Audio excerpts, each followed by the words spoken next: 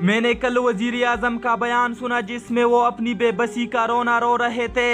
हमारे पास ऐसी फोर्स नहीं जो लोगों को घरों तक खुराक पहुंचा सके।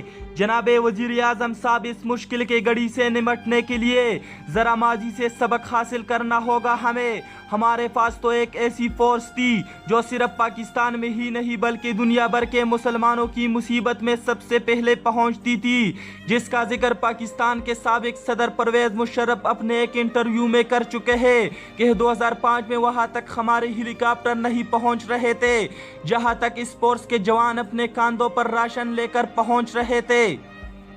जब आपके रेस्क्यू वाले 5 बजे काम बंद करके घरों तक रवाना हो जाते तो यही तो लोग थे जो रात की 3 बजे भी सैलाब में डूबी आबादियों में घुस जाते और लोगों को दरख्तों से उतार कर अपने कांधों पर बिठाकर रेस्क्यू करते।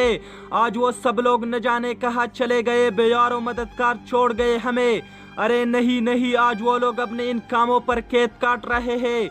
बोलने की इजाजत नहीं। जिनकी खुशनुदी के लिए आपने इन लोगों को कैद किया वो अब तक आपसे खुश न होगे क़यामत तक, क्योंकि अल्लाह ताला का फैसला है और ये यहूदी आपसे हरगज़ राजी नहीं होगे। तो चले, आज वक्त है मुश्किल की घड़ी, ज़रा सा मौका दे एक बार फिर।